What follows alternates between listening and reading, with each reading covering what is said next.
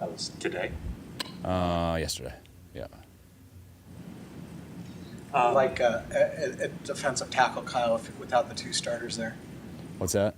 Defensive tackle spot without Armstead and Hargrave there. What do I like? I mean, I'd like them being there, but I like the other guys on our team too. Are you asking who? Is McGill going to be? I'm not sure. Okay. But somebody from our building. We'll be down 2, so we got to have 2 more go, and we'll make that decision on Sunday. After games, coaches almost always talk to each other and embrace. What do you typically say to the opposing coach after a win, after a loss? I always wondered. I don't really know. Sometimes, good luck. Best of luck the rest of the year. Good game. You kicked our butts. If that happens, if you did it the other way, you really don't. And it's harder because you don't want to say good game or congrats or anything like that. So you just usually wait for them to talk. So sometimes there's stuff to talk about if something happened in the game. But it's usually just awkward handshake, and you try to get out of there as fast as possible. See him at Indy. How is Javon Kinlaw? How has he been able to just maybe build a little bit of momentum from just being healthy? I think the best part about him being healthy is should be very obvious to everybody, but you get to practice and play football all the time. And football is the hardest sport to prepare for. You can't. You have to do it 22 people out there. You can't just go practice your shot in the gym. You can't just do one-on-ones in the off-season or anything. You have to really play the game, and we don't really get to in the off-season with our off-season rules and stuff, and that's really tough on O linemen and D linemen. When you've been hurt every year that you come in and you have to be protected throughout practice the whole week, then you're only really playing on game day, and then you get sore and you miss all that throughout the week. So that's kind of been Javon's story since his rookie year. And this year that hasn't come up once, and it didn't come up in the offseason. And he stayed here the whole offseason, so he just physically he was in as good a football shape he could be in, which he's done a couple off seasons. But then he didn't have any setbacks once we started practicing.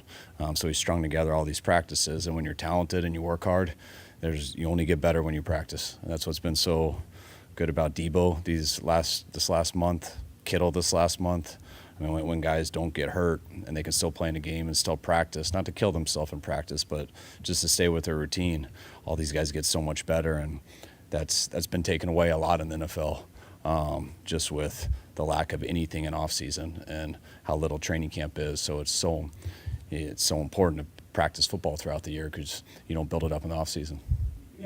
He's set himself up for the future. Like probably coming into this year, a lot of questions around the league about his sustainability and how he could fit in long term. You think he's done a lot to kind of raise his stock? No doubt about it. I mean, everyone around the league knows how the talent he was coming out of college. He was starting to show that his rookie year, but then ever since that Dallas game, he just hasn't been right with his knee. And so it becomes a question of not how good can he get, but whether he can even play or not. And what he did this whole offseason was as big of a commitment as anyone I've ever been around. You're still so nervous for the guy because they can't control their injuries. But for him to be able to do this and play, now the tape looks what people anticipated, and the whole league has respect, and he's only going to get better. Those practice restrictions make it harder than ever to develop young players? Oh, yeah. How do you develop them? People got to get hurt, and they got to get in, and then usually they're not ready. So they look bad, and then they lose their opportunity, and sometimes they're out of the league too fast. So that's one of the biggest challenges, and that's what's so hard for draft picks sometimes to make teams and stuff because it's just there's not always time. You made it pretty clear at the time that it happened that you didn't think much of the whole storyline of making a big deal about Wilkes coming down to the sideline. But the defense has been really good the last 5 games since the bye and did get better. What areas do you think got better for them? Well, not because Steve is down there. I've loved him down there. I think he likes it down there too. But I think I've said this before, but I think we've been playing as a group better on all 3 levels. I think even in our 5 wins in a row to our 3 losses, I just think it was a little sporadic. The D-line had their times, the linebackers had their times, the secondary did. I feel all 3 of those units have been just on all 3 levels have been matching each other better, and that's led to more turnovers. It's led to more sacks. It's led to a lot more PBUs, and it's been awesome having him down there too. Center in your offense. Can you give perspective of what kind of football IQ someone needs, and then as it relates to Brendel, like when you realize kind of he had that ability? I mean, it takes a ton. You know, it's really hard to identify everybody out there, get everyone on the same page, especially when you're quarterback and in our system. We don't have our quarterback pointed out all the time. We usually have the center do most of that. Quarterback's got to change some things, but most of it's on the center. And it's a huge challenge in our system. That's why a lot of places don't motion quite as much, because that makes it a lot harder on the center. It makes it harder on everybody. So you got to really work at that. You got to have a guy who can understand the moving parts, not only just on a chalkboard or before the game, but in the heat of battle.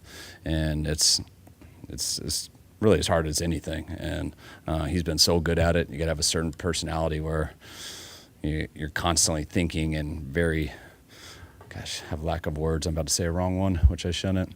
But you got to be kind of neurotic about it, just thinking about it all the time and stuff, because it's constant thought, because there's so much going on and so many moving parts, and he fits that personality perfect, and didn't get a lot of opportunities early in his career. Chris told us about him. First time we brought him here was during COVID. He ended up, first time I met him was when he came into my office 3 minutes before they had to opt out or not, and something came up, so he had to make a decision in like 6 minutes. And so it was crazy just to lose a guy. Chris told me he had a chance, but we didn't even know. I wasn't sure quite what he looked like at the time. But when he opted out, we got him back a year later, and it was really that year we saw that he was made of the right stuff to learn our offense, his skill set. He would eventually be able to get in and do it, and just being here and putting the time in, it's really paid off, and he's done a hell of a job for us these 2 years. 2016 Falcons question. Regarding Taylor, Gabriel, and Sanu, like they had specific roles, like what you wanted from them. How would you describe, like just briefly, each of what you, when you got those guys, like this is what you're going to do? That's what we do for everybody. Everyone has skill sets, and you try to put guys in the position to use their skill sets, and that's their strengths. And people usually got to work really hard on defense to stop people in their strengths. Every once in a while, you guys got to do what isn't his strength, but when you have more than one guy out there and a bunch of guys with different strengths, it usually balances people out. You can put one guy to do all the stuff and that he kind of majors in, and once they're taking that type of deal away with leverage or coverages or anything like that, instead of asking him to do something that he's not quite as good at, it's nice to have 4 other choices who are different in other areas. You don't always want the same guy. You want the best guys possible, but they come in all different shapes and sizes. We can't let him take all your guys. You guys good? All right, okay. Thanks, guys.